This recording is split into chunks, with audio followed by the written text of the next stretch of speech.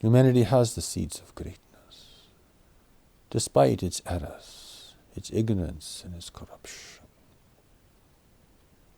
The spirituality is still alive in this world, where it has died and been forgotten in so many others. The fire of love is still burning here, in the minds and hearts of many, many people. A fire that has grown cold in so many other worlds, in the universe around you.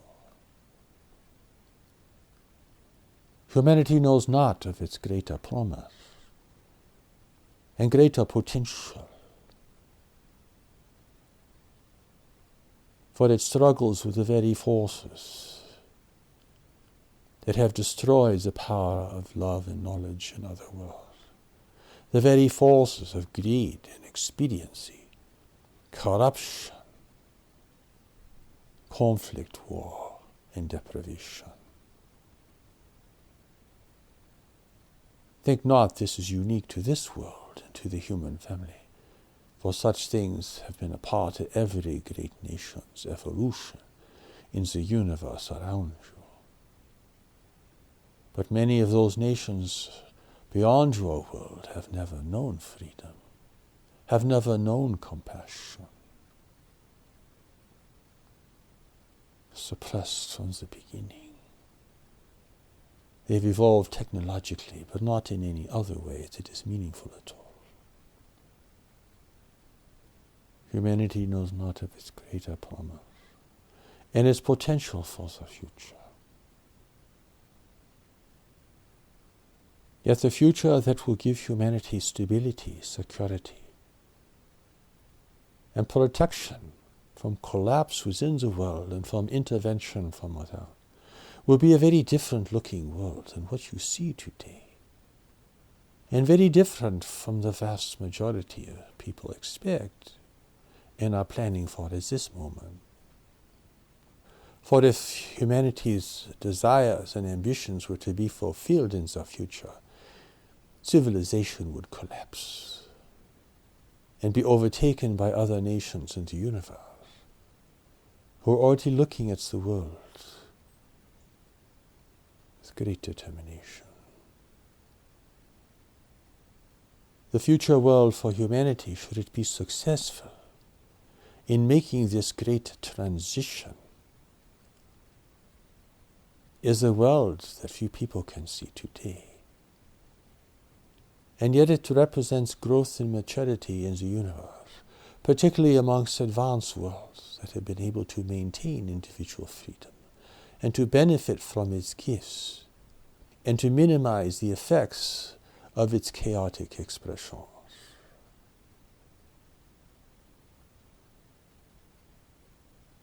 This is evolution. But evolution follows the decisions of the intelligent races of which it is a part. Should humanity continue in its desperate course, it will deplete the world's resources and so destabilize the world's climate that it will only be inhabitable by a very small percentage of the human population, and under greater duress for those who can survive. Think not this has not happened in the universe around you, for environmental collapse has happened countless times, with grave and tragic consequences so often as a result. The future world will have to be built from the ashes of the old world, and from the desire, compassion, and wisdom of those who can see, and those who recognize that humanity is turning a great corner, passing through a great threshold as this time. For the future world that will be greater than your past will have to be approached through a very difficult and dangerous time of transition. A time where many things will fall away. A time where there will be great and increasing environmental, social, and economic instability. a time when there will be a great risk of war, and competition over who will gain access to the remaining resources. Nations will become unstable. There will be violent revolutions, even within stable countries. There will be increasing rancor between nations, and vying and contesting over the few remaining unspoiled parts of the world. The possibility for humanity to break down is very great under these circumstances, and should never be underestimated. Do not be fooled by blind optimism, for you must face the realities of living in a world of shrinking resources and environmental instability. Here humanity has a great choice, not to be made merely by the leaders of nations, but by citizens everywhere, as to which path they will follow. Will they follow the path of contention, competition, and war? Or will they seek to find ways to restore the world and to husband its resources and share it equitably, so that humanity can have a future greater than its past?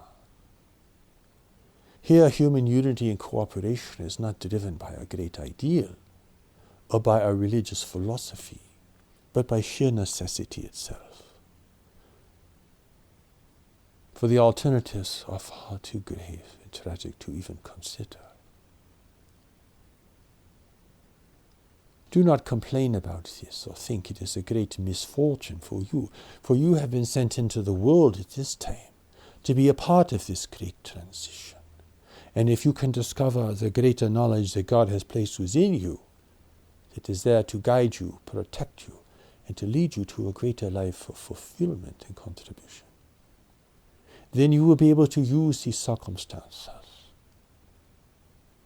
beneficially, be part of a greater force for good in the world, a force that will be greatly needed and must be expressed through the intentions and the wisdom of individuals in many, many places. You are at a great crossroads. Choose one path and it will determine your destiny. Choose another path and it will determine your destiny. Here you must have vision. You cannot simply act out of haste and expediency. You cannot simply act out of the desire for power and wealth in the moment, or you will forfeit a future and create an outcome more terrible than you can even imagine. Here God is not punishing humanity. It is not God's wrath, for God has no wrath. That is a human invention. An angry God for angry people. But God is allowing humanity to determine its fate in this world and to choose its course of action and to determine individually and collectively which way it will go, facing this great divide in the road. If humanity chooses the path of contention, competition, and war, then you can follow this in your imagination to see how dreadful and dire the circumstances would be. In fact, it is more dire than even you can imagine. To choose the alternative is to choose to live differently, using much less of the world's resources, and thinking of yourself not merely as part of a group, a tribe, or a nation alone, but as a world citizen now working to preserve the stability of the world and the continuance of human civilization, which has been built over a very long period of time and has advanced and progressed because of the noble work of countless people who have given their lives to build certain aspects of this civilization. And though this civilization is highly imperfect and filled with error and corruption, it still has magnificent potential. If you could venture around the universe, your local region of space, you would see how great this potential is in contrast to most other nations. You would be shocked and dismayed at the lack of freedom in these realms. You would look at the life in these worlds and realize it would be utterly oppressive for you.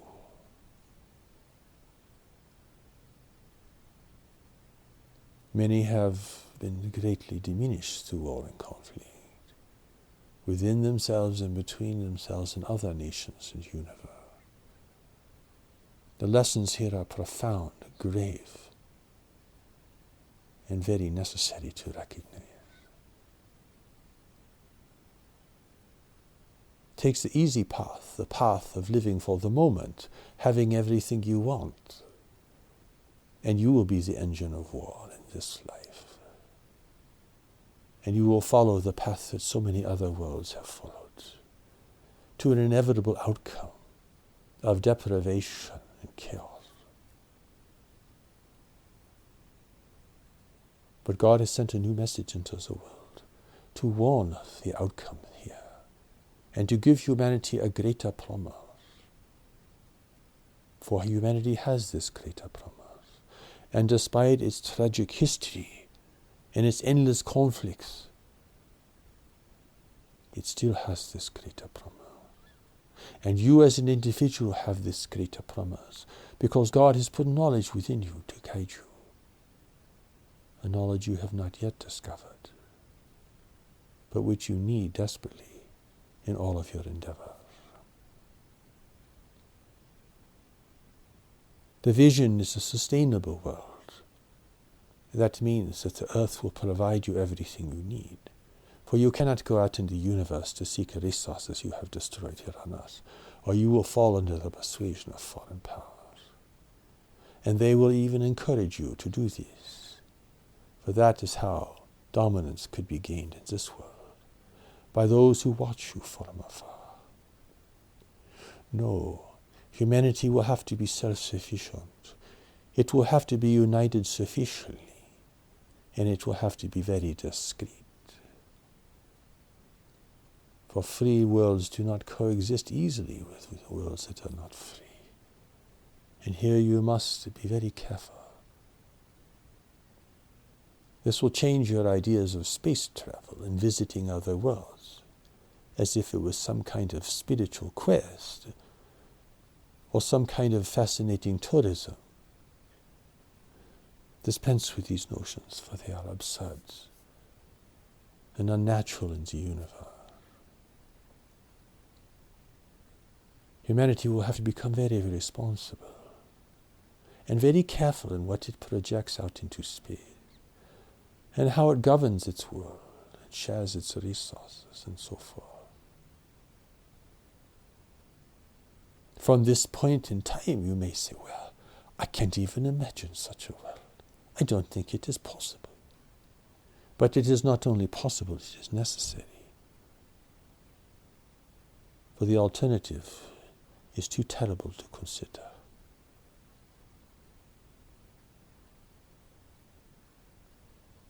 Therefore, you must listen and be open to a new reality and your participation in building this reality, for it will not come in and of itself.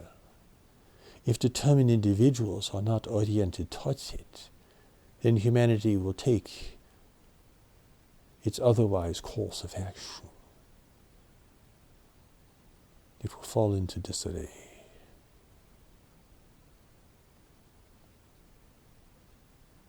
Therefore, you must have a great heart, a great strength, a great purpose and a great vision, which knowledge within you will give you once you are ready to receive.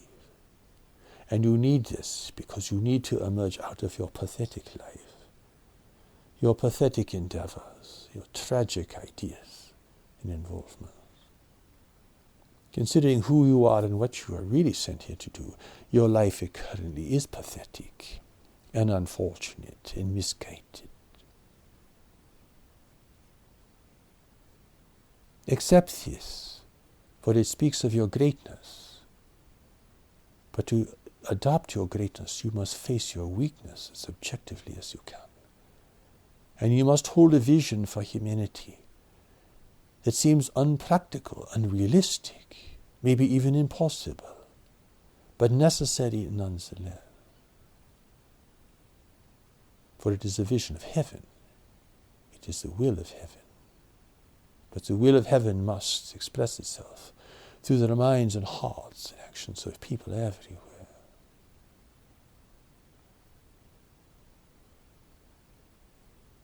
Your future will be very different. It will have a very small, a much smaller human population. Vast parts of the world will have to be left in their natural state to begin to rebuild the climate of the world.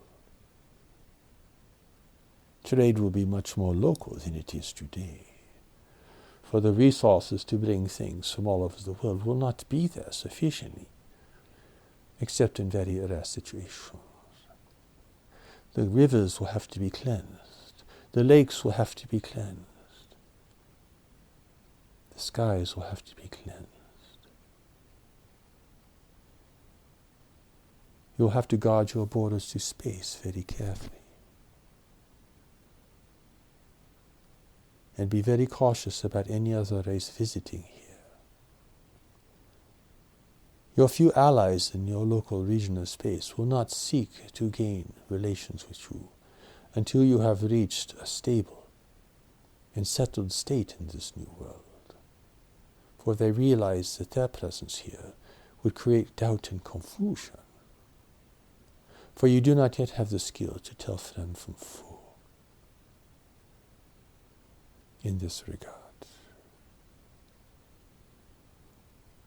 Humanity will have to earn its freedom. It will have to earn its insulation in the universe. It will have to outgrow its adolescence and its childish fantasies about its self-importance in the universe and what the universe really is and what is occurring out there. To make this possible, the Creator of all life has sent, as part of the new message for humanity, a teaching in the reality and spirituality of life in the universe, to give you a true account of what is occurring beyond your borders, and a sober understanding of what you must do here on earth, to prepare to be in this greater community as a free and self-determined race. Your future world will be a world of changing climate and limited food production. The deserts will grow. The oceans will arise. Therefore, the lands that can produce food must be very carefully cultivated and protected. War and contention between nations will be limited out of necessity. As much self-sufficiency as possible will have to be established wherever humanity can maintain its position and its infrastructure. There will have to be great compliance, and to a certain extent individual freedom will be limited. For under this world you cannot do anything or have anything or be anything you want.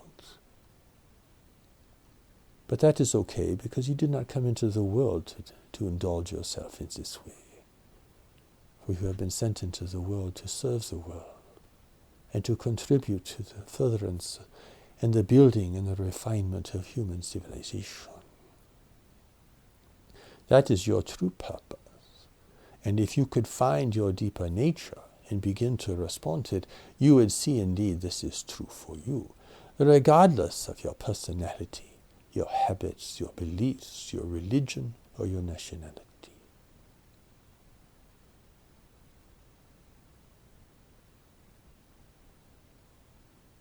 If enough people can come to realize the power of knowledge within them, the deeper mind that God has placed within them, then such a world can be created and achieved with a minimum of stress and destruction.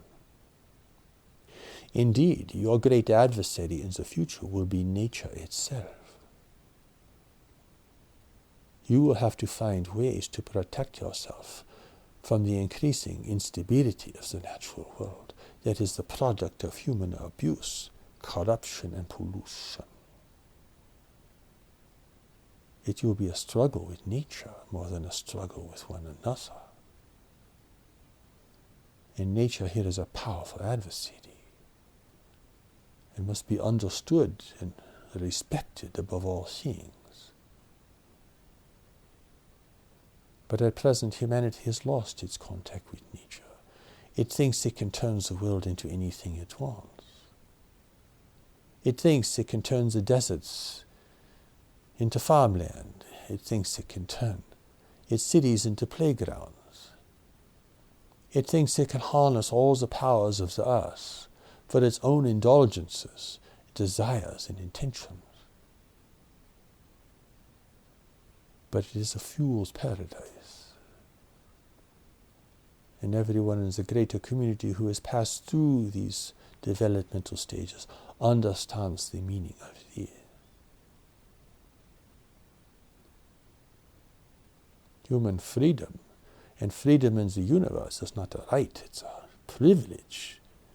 It's a reward built by the tireless efforts of generations of individuals, making it possible for freedom to exist and to be maintained, and to reap the benefits of its great creativity and productivity, or minimizing the difficulties and the chaos that it can produce between peoples at times if it is not guided by knowledge.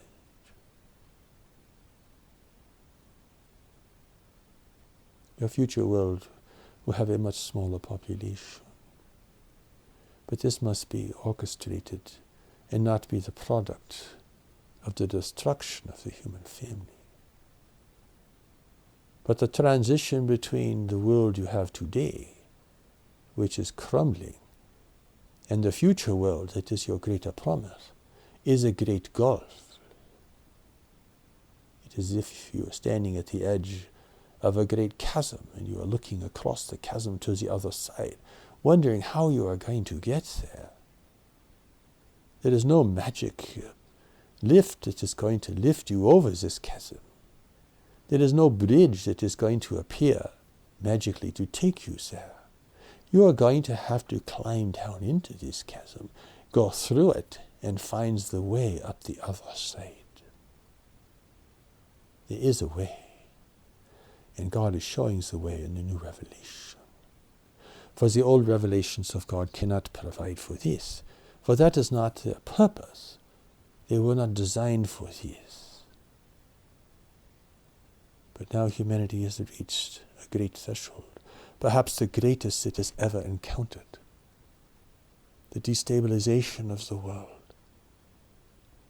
and its encounter with a universe of intelligent life, a non-human universe where freedom is rare.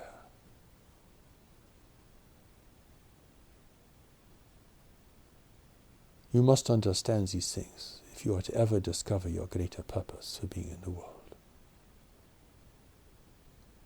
You must understand these things if you are to understand your deeper nature and why you are in conflict with yourself over what you want and what you need. You must understand these things to realize that there is a voice of wisdom with you, and there are many voices of weakness within you. You must be able to hold that which is true, even if it seems improbable or even impossible given the world today. You must have the vision of heaven, and it must be in your heart, not just in your mind.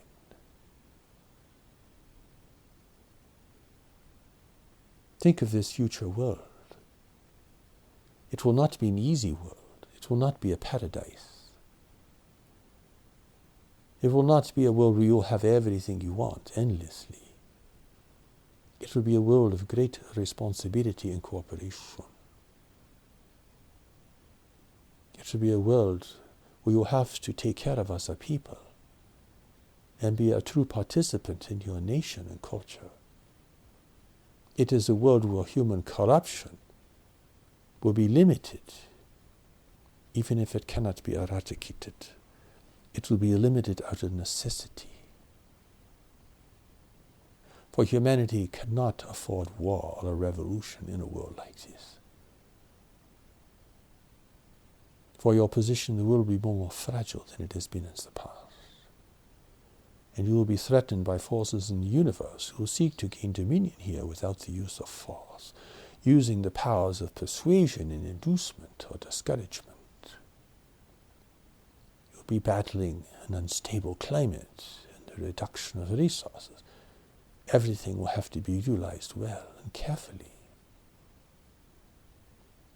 But it will be a world of great spiritual power and great security, greater than any time in human history, if such a world can be achieved. It will be a world where human ingenuity will be highly valued. The power of knowledge will be available to many more people. That is the case today.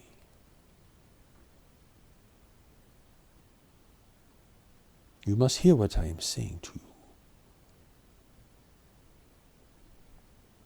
It is not the world you want, it is the world that will be, and that must be created. And you want this, and you will want it increasingly as the world around you becomes ever more unstable, ever more challenging, ever more dangerous. Here you must stop complaining about the world and use that energy that you spend in a meaningless way and wastefully, complaining and criticizing others, to begin to build the 4 pillars of your life, the all-on foundation for enduring a time of great change and upheaval. And you must take the steps to knowledge to find the greater power that God has given you, which exists beyond the realm and the reach of the intellect. And you must look upon the world following the counsel and guidance of God's new revelation, which alone has the power and clarity to produce a greater future for humanity. Here all the religious teachings of the world will find their resonance, if they can be understood correctly. For they were given to build human civilization, world civilization, and they have been partially successful in doing this. Now human civilization must be protected and must endure the great waves of change that are coming to the world, and must be protected against intervention and persuasion and manipulation from forces from beyond the world, who are here to take advantage of human weakness, division, and expectation. Do not shrink from this, for this is your life. This is your future. This is the world you're going to hand to your children. This is the world you're going to have to deal with when you finally grow up and stop indulging yourself in your fantasies and wasting your time and your life through meaningless engagements with others. It is a world that will require human maturity, human wisdom, and human cooperation on a scale never seen before. And in this, humanity can find its redemption, its power, and fulfill its destiny in becoming a free and self-determined race in the universe. This is the vision. You must hold this vision if you are to build such a future, and not let the tragedies of the past and the consequences of the past and the ignorance of humanity, the stupidity of humanity, discourage you or rob you of this vision, or you will lose your destiny here. Here you must forgive your past. You must forgive others and see it as all that represents the need for knowledge within yourself. Your failures, their failures, the failures of the past, the likely failures of the future must all be seen clearly and objectively and recognized as a demonstration, a vast and compelling demonstration of the need for knowledge. And that is why God has given you the steps to knowledge. For the first time in the history of this world, God has given the steps to knowledge for people everywhere. Not just for saints and sages, or great artists, or humanitarians, but the prescription for success and the warning against failure are now being provided as never before.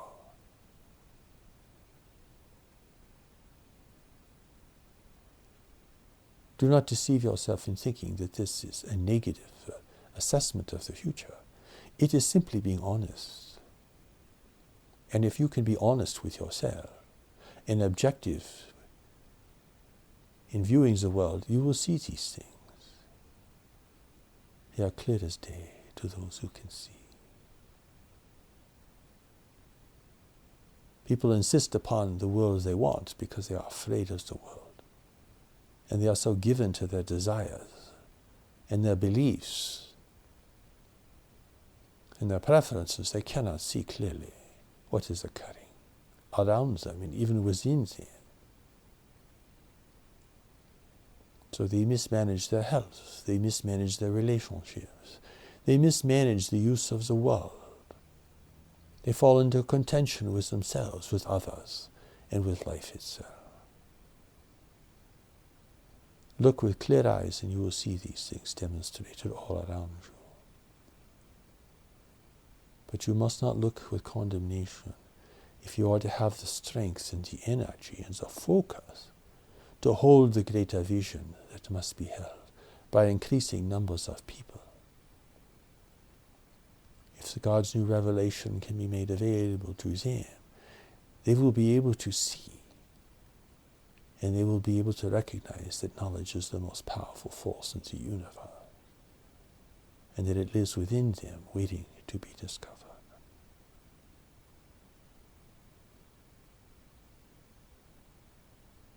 And remember, humanity is facing a fundamental decision about which way it will go. And it will go the way it is going now, unless enough people decide otherwise. And though they cannot create the new world right away, they must build the foundation for it to exist, which will require generations of people's efforts and dedicated action. You may wonder, will people actually do these kinds of things in spite of their self-interest? We say, if they are guided by knowledge, they will do these things. For that is the greatness that lives within them.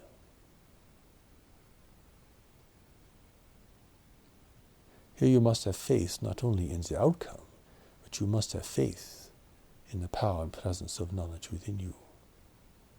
And if that is a distant, unknown reality, then you must take the steps to knowledge, to find the source of your strength, your integrity, and your greater mission in being in the world at this time, under these circumstances. The blessings of heaven go with you in this. Whatever religion you are a part of, whatever nation you live within, whatever your social standing, whatever your economic reality, the calling is there. The power of knowledge is there. It must come forth from the many now and not just the few. This is the will of heaven. May this become then the intention of humanity.